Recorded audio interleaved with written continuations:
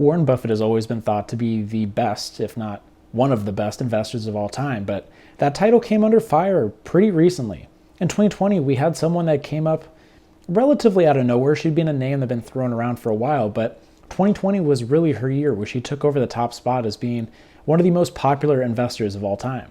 Cathie Wood took over the investing world with her ARK ETFs, and in 2020 they returned 148%, and some high-profile prophecies that she made back a couple years prior came true, and she became the talk of the investing world. News articles were talking about every time that the ARK ETFs bought or sold any specific companies, and her opinions had huge weight when it came to Wall Street. That's changed in the past year as Cathie Wood and the ARK ETFs have kind of fallen out of grace, and after having an incredible 2020, had a really tough 2021, and things seem to continue going into 2022. So today we're going to be talking about the rise and fall of the Queen of Wall Street, Cathie Wood, and the ARK ETFs. If you've been enjoying this video, or if you just like my channel in general, I'd really appreciate it if you hit that like and subscribe button. 91% of you guys aren't subscribed, and I'd appreciate that support. Also, in the month of January, any comment for a specific stock in the comment section down below. I'll be making a video at the end of the month talking about what I think about that stock, so be sure to leave your comments down below so I can talk about them by the end of the month. For those of you that don't know, Cathie Wood is an investment manager that has been working on Wall Street since the late 1970s, and she really came into popularity in the 2000s when she started working at AllianceBernstein. And after working there for a couple years and being criticized for having worse returns during the financial crisis and the overall market, she decided that she wanted to start her own firm and created the ARK Invest ETFs in 2014. So there were 4 ETFs that were created in 2014. You had their flagship innovation ETF, which is ARKK. You had the ARK Genomic Revolution, which is ARKG. You had the Next Gen Internet ETF, ARKW, and the Autonomous Technology and Robotics ETF, ARKQ.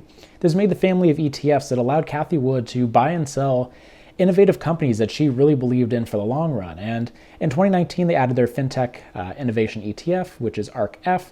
And then in 2021, they added the 6th to their list of ETFs with the Space Exploration ETF, which is ARKX.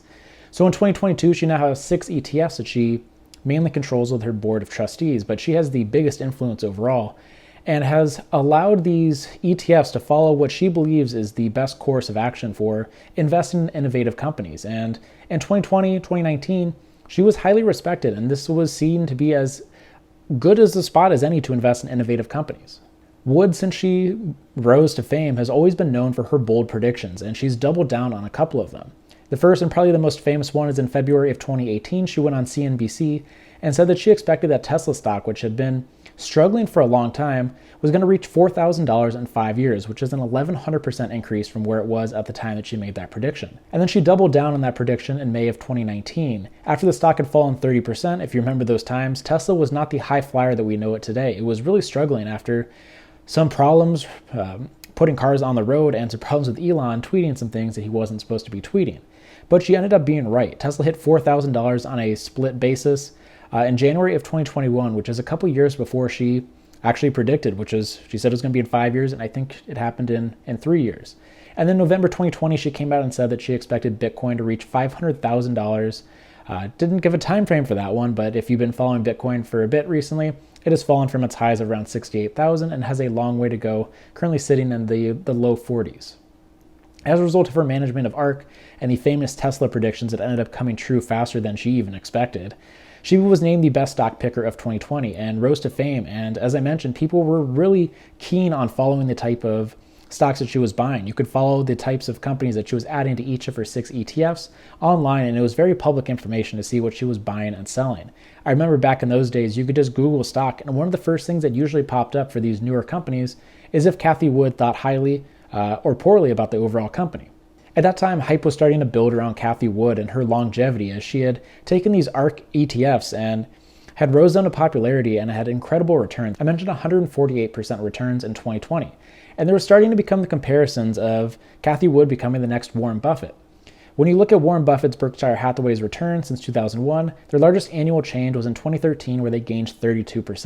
And as I mentioned, Cathie Wood in the ARKK ETF was up 148%. So as expected with the type of companies she's investing in, had significantly higher returns in just a couple years compared to the Warren Buffett with his Berkshire Hathaway. 2020 was a great year for her in the overall stock market. After the really tough fall in the market in March, the rest of the year had fantastic returns for pretty much every type of company.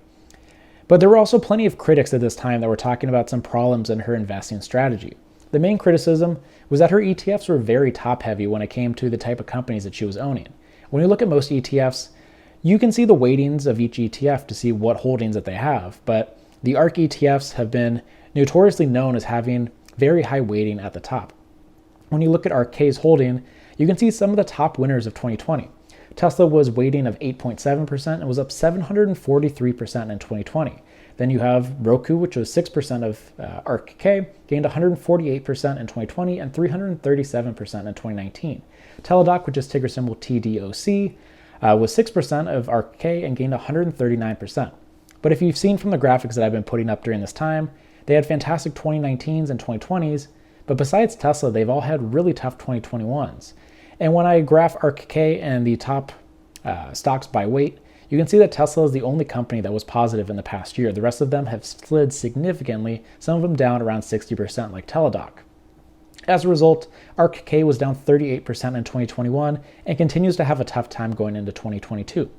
So what happened and what can we learn from this as investors? Because I think these types of stories are really interesting to look at, and it's important to learn from it so that it doesn't happen to you. And the main concept I want to talk about is speculative stocks and the risk to reward ratio that you have investing in them. 2020, I would call the year of speculative stocks. You had companies that had no real profits going public and having significant returns via SPAC acquisitions. And you can see this with a decent amount of the companies that are involved with the ARK ETFs. But speculative stocks had a crazy year in 2020 as people weren't really looking towards the fundamentals of a company. It was really looking years into the future. And so you have these companies that don't have a lot on paper, but there was a lot of hype going into their futures. And in 2020, these stocks really succeeded. But as things are starting to slow down in the overall market, and especially as things have gotten choppier, these stocks that really succeeded in 2020 that don't have the significant financial backing or financial history to look back on and say, oh yeah, this warrants having this type of pricing, have really fallen. And in 2022, the tech stocks have been selling off more aggressively. When you look at the market indices, the NASDAQ, which is the tech index, has fallen more than the S&P 500 and the Dow Jones, which is a significant switch from what we've seen in the past year and a half. And with these speculative stocks, they're even more volatile than what you'd be seeing in the NASDAQ index, and that's why they've fallen significantly. So while Cathie didn't put all of her eggs into one basket, there was a criticism that she had too high of a weighting into some stocks that did really well for a long time, but now that they've started to slide, have really pulled down the ARK ETFs. I think this is important to remember, that just because you have your investment portfolio split into 15 stocks, if they're all speculative by nature, you're going to rise and fall with these types of stocks that really trade as a whole. You have stocks in similar industries that are going to be trading in similar ways, and you have stocks that are very similar types. You have blue chips that trade similarly to other blue chips. You have growth stocks that trade like other growth stocks, and speculative stocks rise and fall together. And now that we've seen kind of the fall of the speculative stocks recently, that's taken down the ARK ETFs in the past year, and 2022 is not looking very good for them at this point. One way to quantify how volatile a stock is, just for future reference, is by looking at its beta. Beta means at a value of 1, if the stock market goes up 1%, you'd expect it to go up 1%. A higher number means more volatility, a lower number means less volatility. When you look at the ARK ETFs, ARKK has a beta of 1.56, ARKG has a beta of 1.52, and ARKW has a beta of 1.44. So this means that if the S&P 500 goes up 1%, you'd expect the ARK ETFs to go up between 1.4 and 1.5%. This is great, but as stocks fall, they're going to fall further and faster than the overall market, and that's what we've been seeing for the past year. Does this mean that Cathie Wood and the ARK ETFs are done and we're not going to see anything from her or these ETFs in the future? No, I don't think so.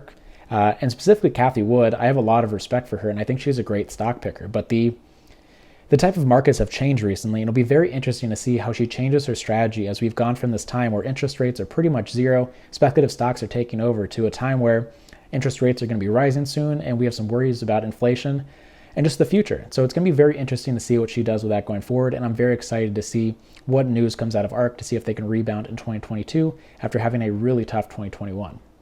So this is how Cathie Wood went from being called the next Warren Buffett to having a really tough 2021 and now not really being talked about as much as she was a year and a half ago.